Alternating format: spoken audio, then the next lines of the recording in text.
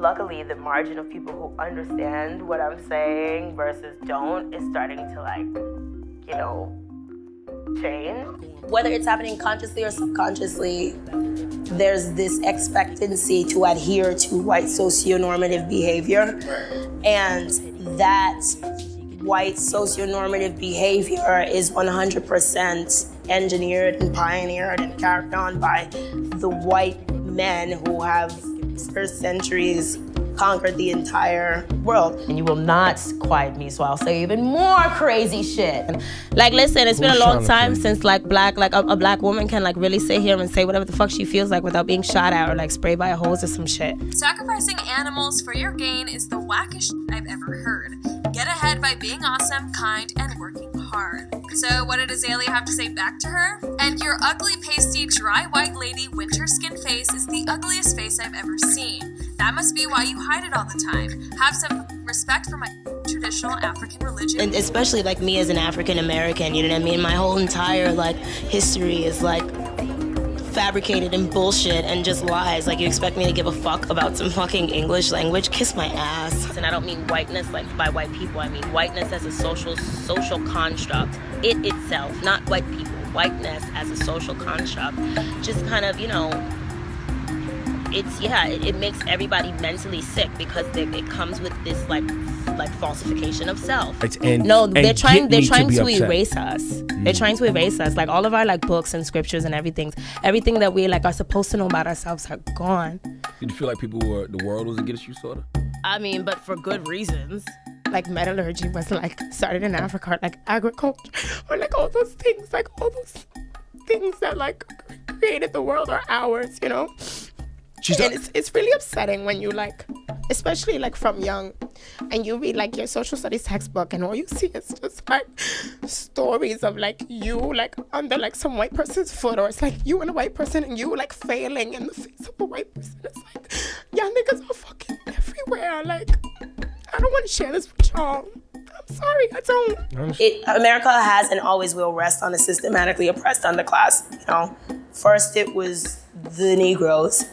And now that we won't work for free, it's the Latinos, you know? So in order to keep America going, there has to be somebody on the bottom. So it's like, if you can get the poorest white person to feel like he is somehow always better than the richest black man, and you can keep that system going. Now, did you hear the latest? President Obama is offering free community college? Fucking community college, like, come on, like, come on, Azealia. No, you need to give me my fucking money. I need my fucking reparations so I can build more like black schools, and so my kids can go to school for fucking free, and so I can teach them on my terms. You understand? No, the whole whiteness, skin bleaching, colorism, all that shit. You know, I think it's pretty arrogant of just like a white psychologist or a white scientist to kind of like be examining the behavior of black people, you know, after they've already been oppressed by whiteness, and then just looking at them through white lenses. It's just like, you know, they have no point of reference. And that's kind of where I was going when I was saying, you know, whiteness is a mental illness. You're very connected to the black experience, and a lot of the issues you raise, you know, again, that's somebody that is reading books and connected I'm just doing that now. Okay. You know what I mean? When you grow up in the public school system, everything, you're like, you get indoctrinated with that book, you know? Right. And you kind of get to a place where you're led to believe like, oh, well, it's every man for himself and nobody owes me anything and I'm going to have to work and blah, blah, blah. But you really think about it, it's like, you know, like this is the reason why my mother doesn't have any fucking money. You know what I mean? This is why my mother never had any money for me to go to college. And there's like these fucking like people, like these, just like, you know what I mean? You just start thinking like, why are these like, you know what I mean? Like, why do all these white people have money? Like, why can you go to college? Like, you know, like, why is that like, you know what I mean? Like, and for me, it's like, shit, well, I'm gonna have to apply for a grant and I'm gonna have to work at Starbucks and I'm gonna have to fucking, I gotta be like so exceptional because like I'll be so lucky to get a scholarship to go to school. Like, fuck that. After all the fucking shit that black people have been through in this country, like, can I at least get a fucking free education? Like, now everybody knows that like the basis of modern capitalism is like slave labor, like really just like the selling and trading of these slaves. Like they're fucking like huge corporations that are still like, you know, caking off that slave money and shit like that. The entire country. Right. So until y'all motherfuckers are ready to talk about what y'all owe me, whether the number 7 trillion or 8 trillion or 9 trillion, at the very fucking least, y'all owe me the right to my fucking identity and to not exploit that shit. And then, you know, she's talking and she's clear and it's whatever. And then, you know, when she raps, she's, oh, band with a jing, I win with a shin with a ling, blend with again, wood, it's like, whoa. One thing that society doesn't realize is that all of their aggressions are being micromanaged through these like news articles and like, you know, blogs and all kinds of things like that. So if they take me and make me the villain, so if I'm the villain of the entertainment industry or one of the villains of the entertainment industry for the next 20 years, that's just a part of their micromanaging your aggressions. I've basically been used as a pawn in society's programming of you know what I mean? Like, so when you express your opinion, it's, oh, you're an angry black woman, but like when a white person says it, it's like, right on, she's a feminist, she's standing up for herself and blah, blah. It's Azealia Banks.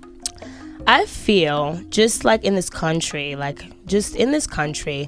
whenever it comes to our things like black issues or black politics or black music or whatever, there's always this like undercurrent of kind of like a fuck you. There's always like a fuck y'all niggas, like y'all don't really own shit, like y'all don't have shit. You get what I'm saying? Yes. And like even with like, you know, the Sky Jackson thing, you get what I mean? That was like purposefully done to like juxtapose the two of us against each other, you know? And then the very next day, Sky Jackson's like posting pictures of church and all kind of shit like that. You know what I mean? It's like, here's the black woman that society that society says is good.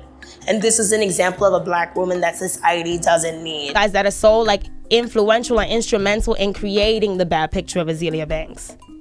Y'all are picking and choosing what y'all wanna put in the fucking. You make all it right, easy so for then them. get your fucking clicks. Here it is. But I can understand the frustration of how this black woman made this amazing music that's diverse. But see, and it's what the real what I'm deal, saying and they're to not you talking about what it. I'm saying to you is, put it in the music.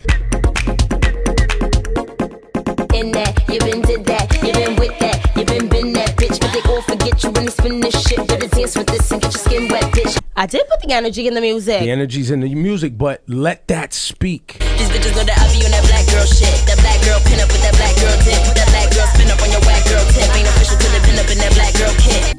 It is speaking. Listen, and this is what I always say to people. But your social media and your okay, profile but is y'all out in work front at a of radio it. station. Listen, I'm a creative individual. I have the license to think and say and do whatever the fuck I feel. You understand? Absolutely. Y'all work at a radio station. Y'all focus on the music. You work at a fucking music magazine. You focus on the music. That's your job. People blame me for just commenting, like I'm not writing the headline. Then get me started on like the white gaze. To just like disrespect any fucking woman, however the fuck you want to disrespect her, and nobody's gonna say anything about it to you because you're white and then you're gay. I'll say something on Twitter and then my head gets ripped off, and then Kanye West will say some other fucking meaningless, senseless, dumb shit, you know? And then it's like, oh, well, you know, he's just an artsy man, you know, he's just fucking cool. There's something very artistic about the way that I, you know, form these like crazy thoughts and these opinions. Like that's art. Time for Senora Cherry. Oh yeah. I'm lilac and laurel, a taste your giant soul, your tea.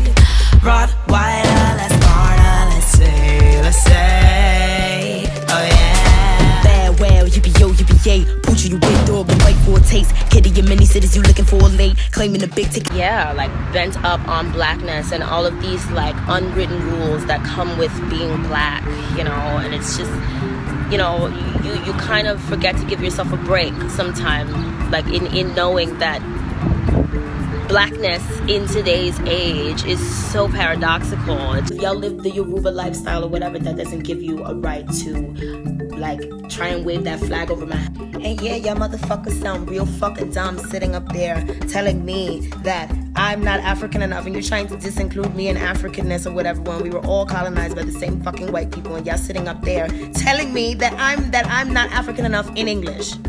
Think about it. Think about it. Like, think about it.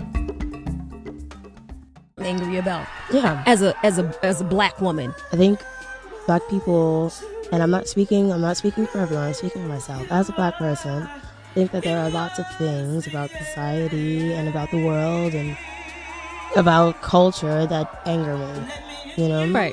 Anger me because I feel like they're just like very unfair representations of whatever, you know, like with the whole like cultural smudging and all kind of shit like that.